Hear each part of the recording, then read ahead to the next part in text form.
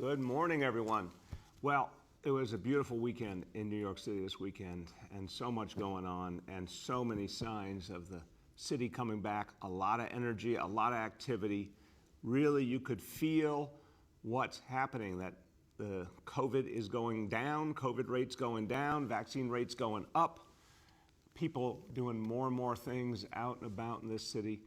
And one of the great things this weekend was the celebration of the 90th birthday of the Empire State Building. And this was really something special. The Empire State Building, which means so much to all of us, one of the eternal symbols of New York City in our lifetimes, and a symbol of hope, a symbol of the possibilities and the greatness that come with life in New York City.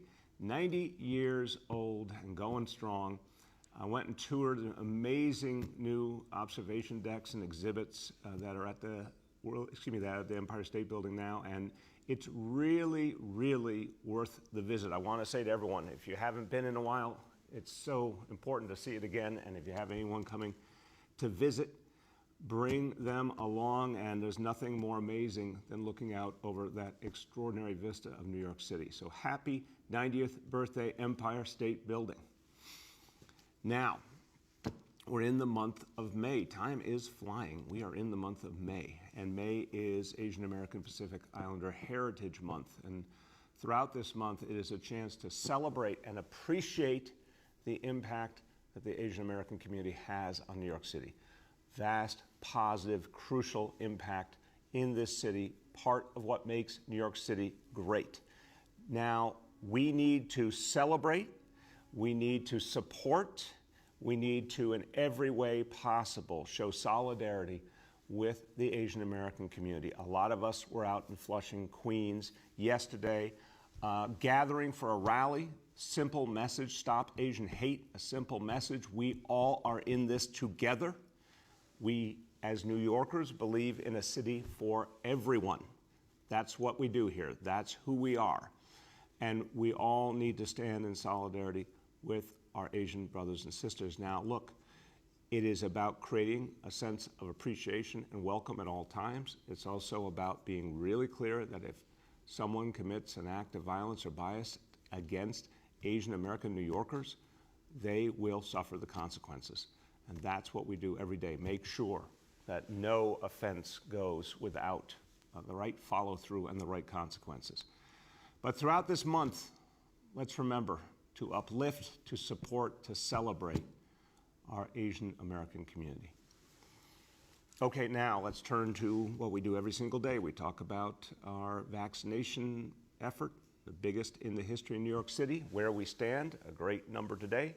As of today, from the very beginning of this effort, 6,630,935 doses given. Extraordinary. And there is no better time. There literally has not been ever a better time to get vaccinated than now. It is the easiest it's ever been. The walk-ins at so many of the city-sponsored sites make it really easy.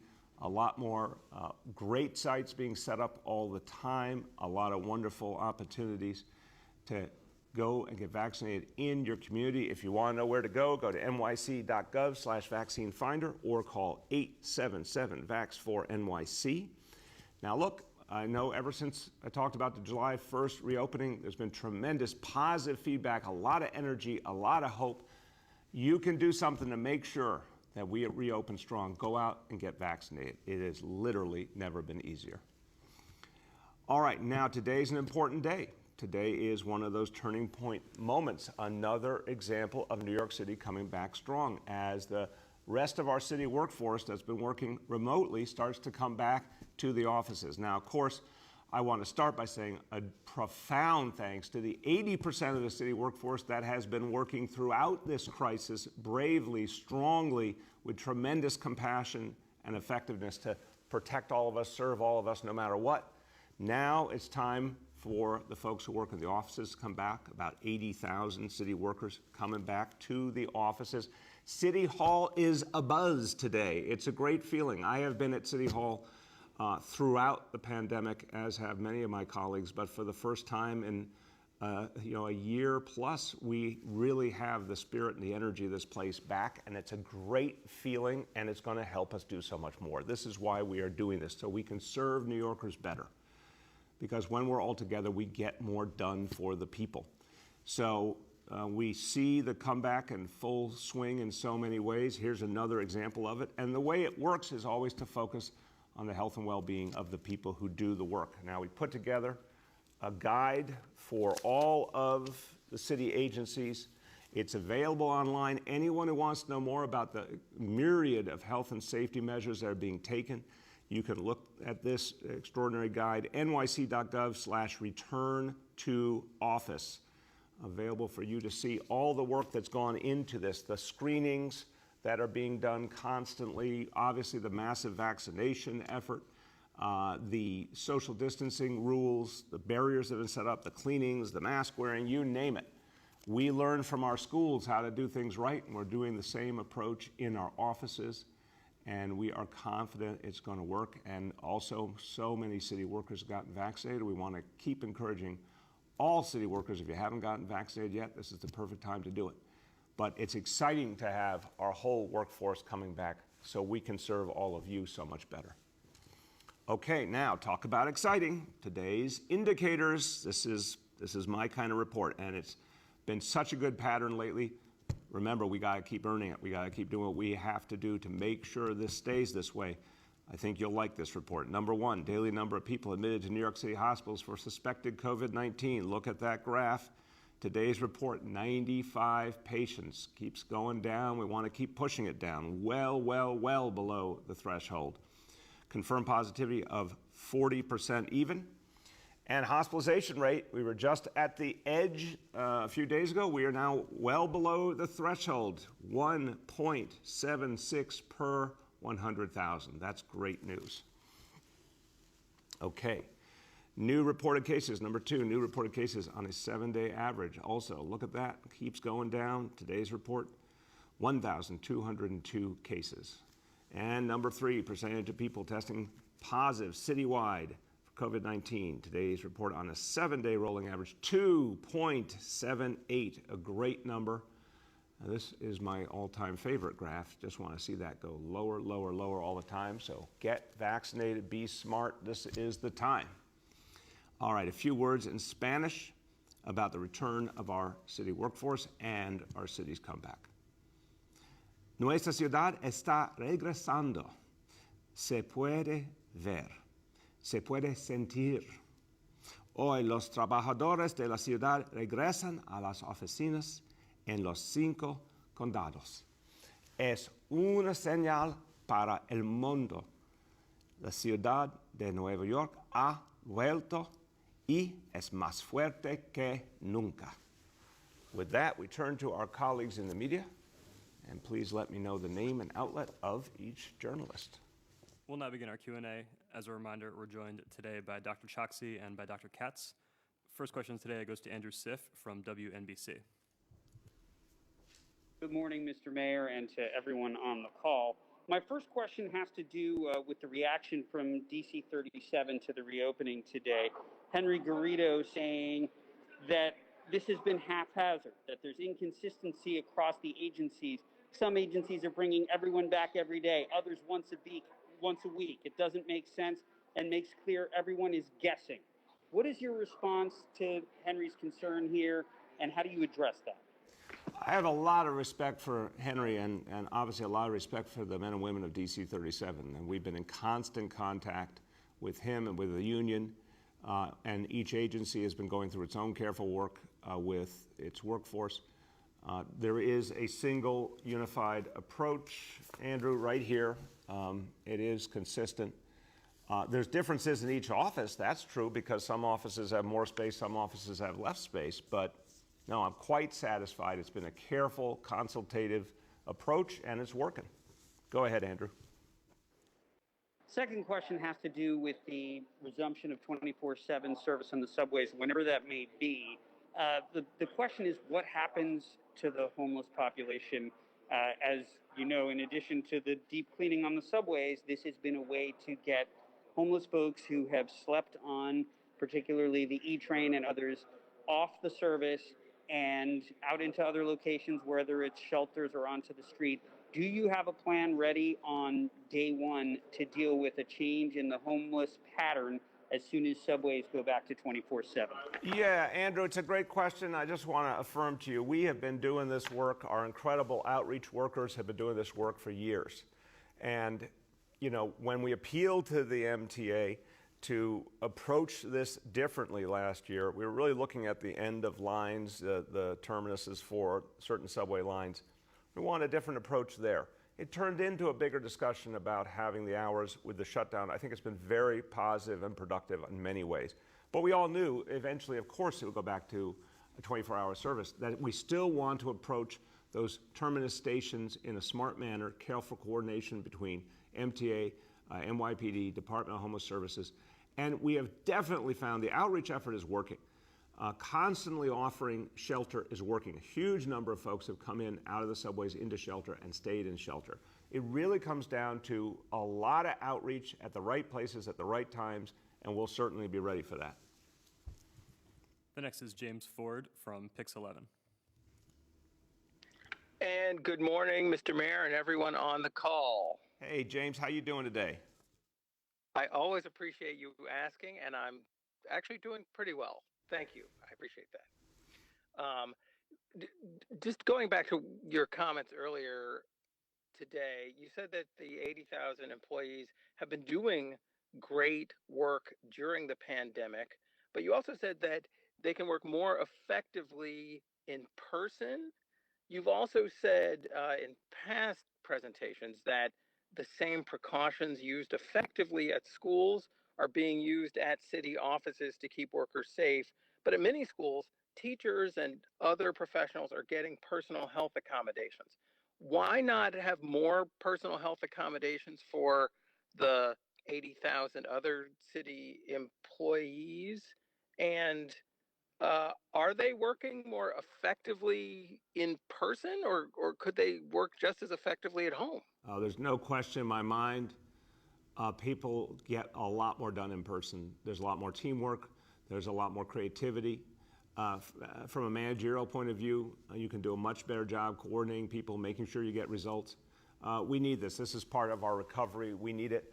Obviously, anyone with a particular need can and does talk to their supervisor, and we work with that. But look, again, let's remember that 80% of our public workforce has been at their post doing this work throughout and doing incredible work for us. And this is a chance to now take it to the next level, get a lot more done for the people at a point where we have to really spur a strong recovery for this city. Go ahead, James. Thank you for that. Also, Pfizer saying that they may get FDA approval for their vaccine for people ages 12 to 15, possibly as early as today. And they're saying at the latest before the week is over. What impact could that have on our city and specifically on the education system for New York? My message is it's all good. That is going to help a lot. I mean, just every additional person, whether they're a young person or an adult who gets vaccinated, the more the better. So that's really good news. We're ready to keep, making sure that anyone who needs to get vaccinated can, because we have finally, after so many months, we have supply, we have so many locations, we have the vaccinators, we have the strongest outreach effort we've ever had. So that's really good news, and as soon as we get the go-ahead, we'll make the adjustments and we'll get going.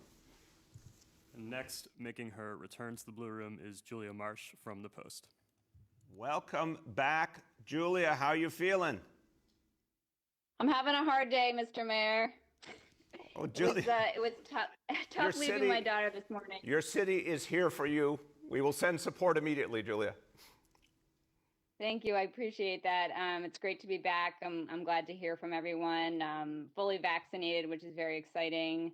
And I'll get on to my questions. So we had a Bronx judge order a synagogue vandal held on bail despite the fact that the move went against the state's new bail law. Judge Louis Knock in the Bronx cited an 11-day hate crime spree to justify his ruling. It was later overturned by a different judge, but I'm wondering if you agree with his sentiment and the prosecutor's concern that hate crimes were not included in the revision of bail reform last year. Julia, I really respect judges using their discretion when they see a situation, obviously within the law, of course within the law, but when they see a situation where they think there's a particular threat or challenge and they make that decision within the law, I respect that. We're going to keep working together within the law to protect people always. And we're especially showing that with hate crimes, there's going to be aggressive follow-up. I really want to remind people, someone commits a hate crime, we're going to find them. That is the reality of today's NYPD. We're going to find them, and they will experience the consequences of what they've done. Go ahead, Julia. But do you think bail reform should be further revised to include the ability to give bail for hate crimes? Yeah, Julia, look, I think this is an area that we definitely should look at again because hate crimes are such a profound challenge. But the important thing for us to do right now is to work within the law as intensely and effectively as possible to protect people. The next is Bob Henley from the Chief Leader. Yes, Mr. Mayor. Thanks for having this call today. As always, one of the things that Henry pointed out, though, was that his indication is that the vaccination rate is, quote, "For starters, we are only aware of 34% of our workforce being vaccinated," and that tracks with reporting the chief has done that shows that the fire department's at 50% for firefighters, below that for EMTs. The Department of Education is at 50%. As is New York City Health and Hospitals. So can you explain what's going on here in terms of, it doesn't seem to be fitting with the broader narrative you have that vaccines are paving the path for us to come back so early? I disagree, Bob, respectfully. We've got over 180,000 city workers who have been vaccinated at least one dose. Obviously, everyone who gets one, almost every single person goes and gets the second. I think we're on a pretty strong pace there. The bottom line is just look at what's happening with COVID. Obviously, the impact of this extraordinary number of vaccinations, because we know even a single vaccination out of 2 makes an impact, it's driving back COVID. The city is getting safer and safer literally every day. You see the reports. On top of that, extraordinary precautions are being taken. And I want to turn to Dr. Choksi because he's really been the leader in this in so many ways, structuring all the pieces that we need to keep people safe. And I often talk about the schools, and Dr. Choksi's wife happens to be an assistant principal in our public schools. He worked intensely to figure out that layering upon layering of approaches, and that entire approach is being used also in our offices to keep people safe. So Dr. Choksi, I think if you could talk about the combination of the health and safety measures, the reduction in the amount of COVID, and then on top of that vaccination, which we didn't have obviously when we first opened the schools, how all that comes together to keep our city workplaces safe. Go ahead, Dr. Choksi. Thank you so much, sir. And you covered the framework of it, so I'll just get into some of the details. The linchpin to keeping any setting safe, whether it's schools or workplaces or healthcare settings, has been that layered approach that the mayor has alluded to. That's using the interventions that we know have worked, for example, masking and distancing, ensuring that we have adequate ventilation, making sure that people are washing their hands and have access to hand sanitizer to keep their hands clean, and then frequent testing as something that we were able to layer on over the last several months. And now we have perhaps the most important part of our arsenal with respect to health and safety, which is vaccination.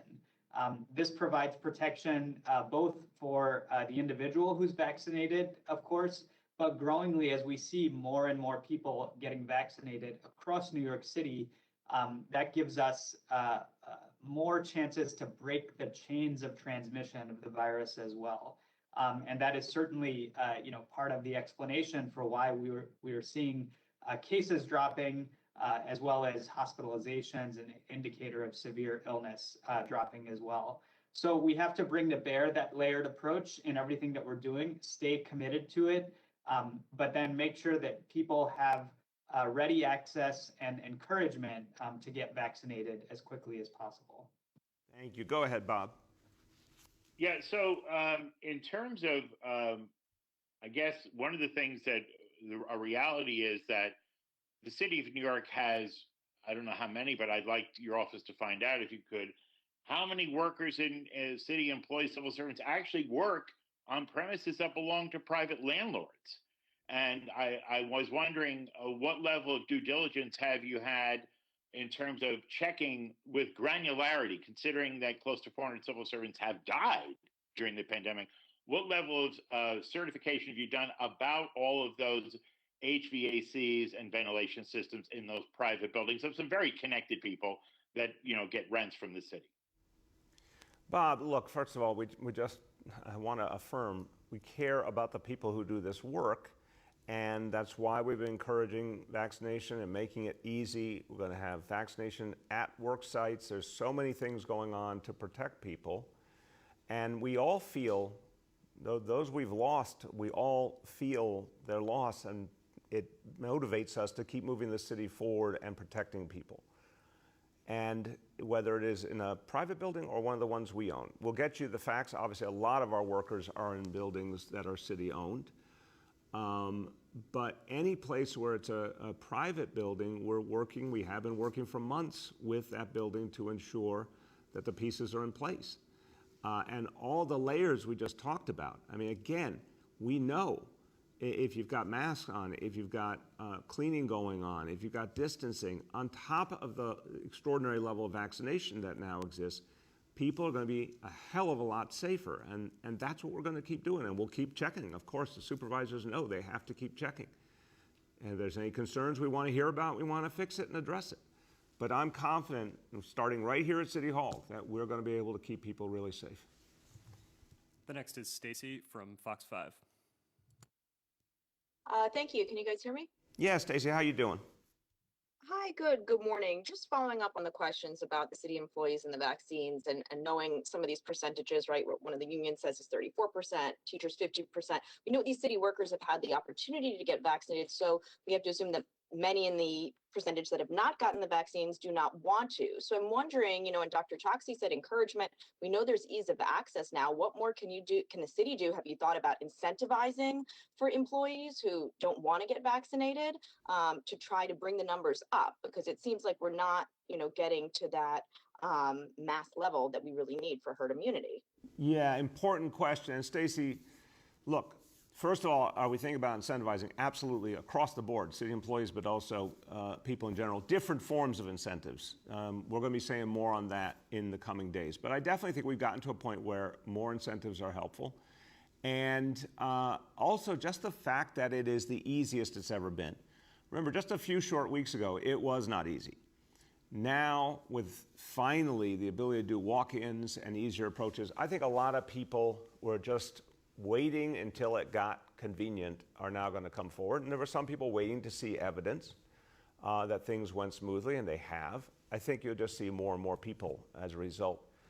The herd immunity, I think what we find is sort of, from my point of view as a doctor, functional immunity is what I'm looking for. I'm looking for a situation where enough people are vaccinated to keep the numbers down in terms of COVID, help us come back fully.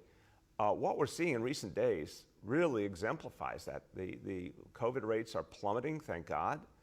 Vaccinations at a real strong level. We're working hard to get to that 5 million by the end of June. But I like where we are in the scheme of things, and we definitely want to continue to make it easier, continue to make it fun, make it something people want to do. Go ahead, Stacey. Actually hand it over to my colleague Arthur Chien for question number 2. Thanks, Mayor. Good morning. I wanted to ask you, the city's taken a lot of steps to try to address the anti-Asian violence that we're seeing on the streets. And yet over the weekend, we had at least 3 more cases, even though 3 teenagers were arrested in Queens for assaulting another teen while making racial slurs. They've not been charged with a bias crime. is what the city doing enough, given that we're seeing these attacks continuing, or do we need to do more? In particular, if you have anything to say about how bias crimes are or are not charged. Yeah, Arthur, we always have to do more. I mean, I really mean that. We have to do more in every sense. We need all New Yorkers involved. We need people reporting everything they see. Really important to recognize we're encouraging constantly reporting, because that's the key to being able to address this problem. And anyone who has anything they want to tell us can go to nyc.gov/stopasianhate or call the NYPD tip line 800-577-TIPS. Really, really important to encourage maximum reporting. NYPD is being aggressive about this. The Asian Hate Crimes Unit, which is made up of Asian American police officers of all different backgrounds who speak a wide variety of languages, that's a crucial piece of this. I think it is about showing consequences consistently. And I'm telling you, I guarantee, if anyone commits a hate crime, they will be found, they will be charged, they will be prosecuted. That is part of how we change this. But it's also about all New Yorkers joining together and supporting the Asian American community. The next is Yehudit from Borough Park 24 News. Good morning, Mr. Mayor. How are you? I'm doing well. How are you today? Good, great. It's such great, exciting, and happy news that everything's opening up more and more. And in that spirit, last week, I took the subway every day between Brooklyn, Manhattan, and Queens at different hours of the day for fun and research. And while I only saw one thing that might be cause for concern, I also didn't see one uniformed transit police officer. And I was just wondering, where exactly are the 500 police officers that the NYPD surged into the subway stations? And I was wondering if they could possibly be more visible in uniform, both to deter crime and reassure riders. And then also I was wondering, as I did, if someone were to spot somebody who's kind of ranting and raving and looking a little bit mentally ill, what does the process look like for how a social worker would interfere and take care of that person's mental health needs? Well, look, we want people to report a situation. Obviously, if someone looks like they're in direct danger, we want folks to call 911. But for a typical situation, if there's a homeless person in need of some broader assistance, call 311. We want that reported. We can dispatch outreach workers immediately.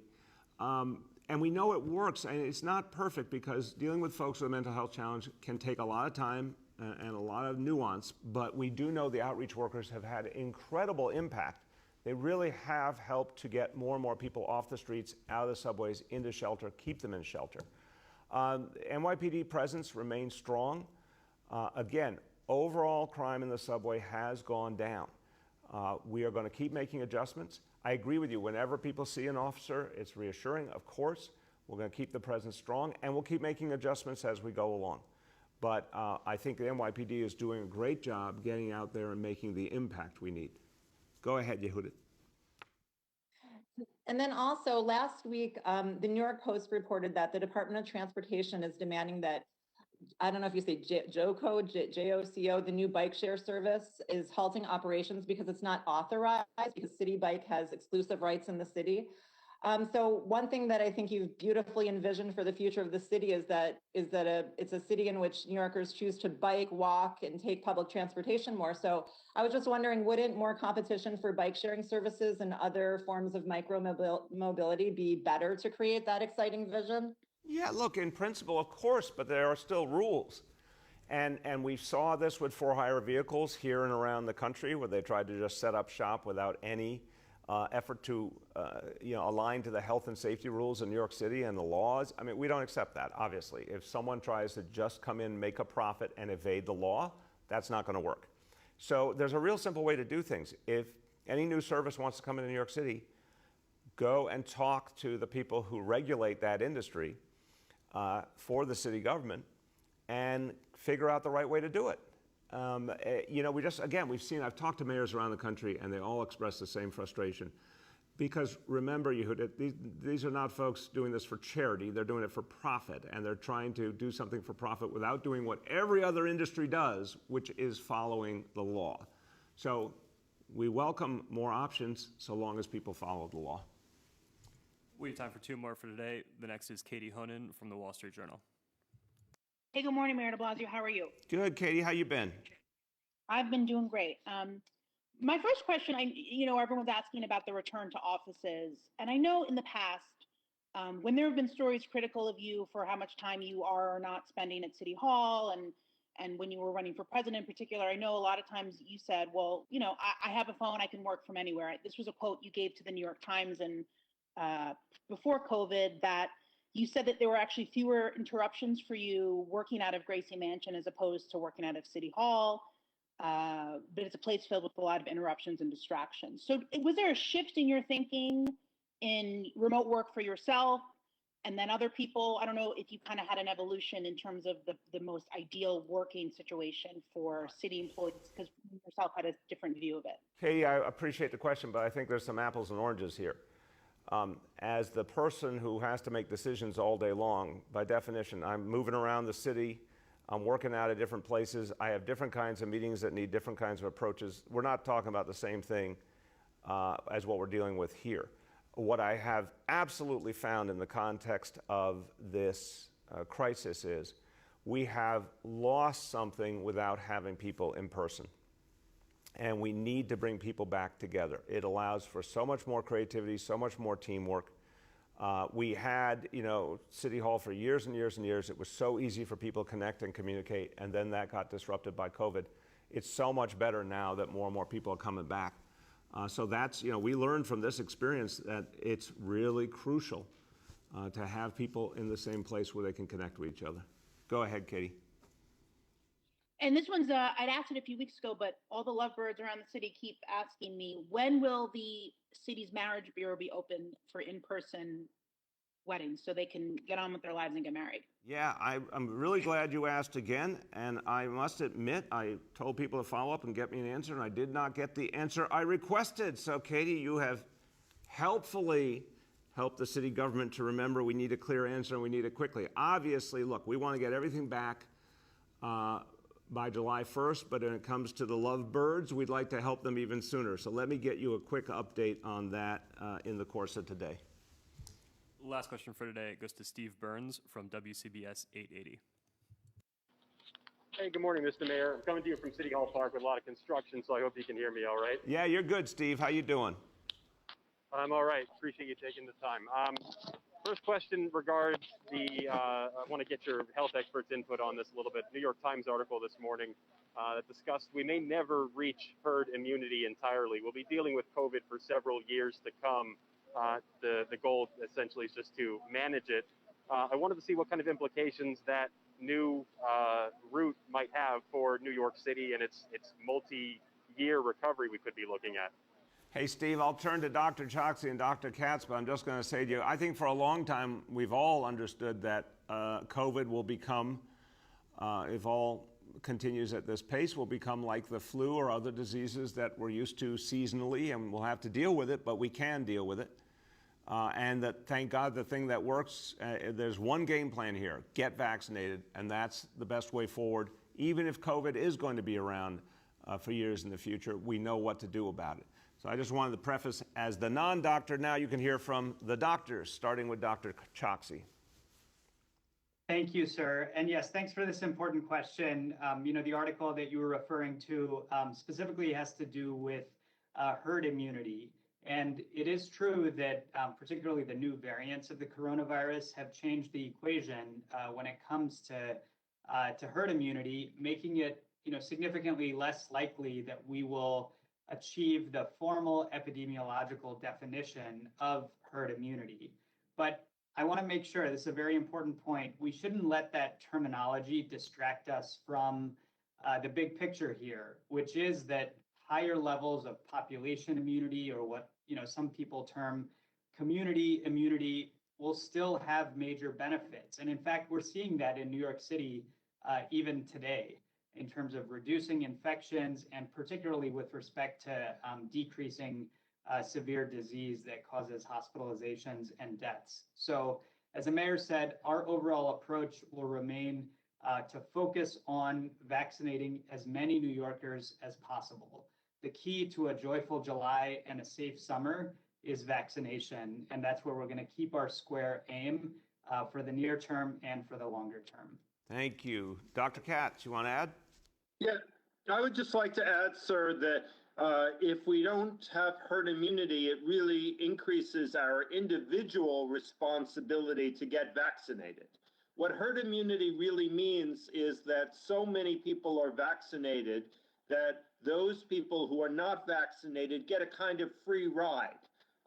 They're protected by the fact that everybody else is vaccinated and can't spread the disease. So if we're not at herd immunity, that means that it's everybody's responsibility to get vaccinated. They cannot depend on other people to protect them. They need to protect themselves by getting vaccinated. Thank you, sir. Very well said. Very much appreciated, Doctor. Go ahead, Steve. Thank you very much. And on a similar note, we have a lot of restrictions getting relaxed this week as it relates to indoor dining. Bar seating comes back today. Capacity goes up to 75% on Friday. Curfew's getting lifted over the coming month. Are we at the right stage in time for that kind of handful of restrictions, several restrictions coming up basically at once? Are we at the right time for that, given that I know you have expressed caution over indoor dining over the past several months? Steve, thank you for the question. And the bottom line is we're going to keep watching. We make our decisions based on the data and the science. Right now, the data is telling us we're in good shape and we can keep proceeding. The vaccination numbers tell us something very positive. I mean, right now we've got 3.6 million people have at least one dose.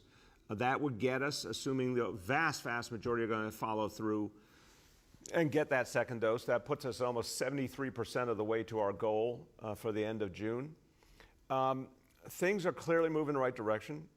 We definitely appreciate that gives people opportunity to come back with their livelihoods and with their lives and the things they love to do.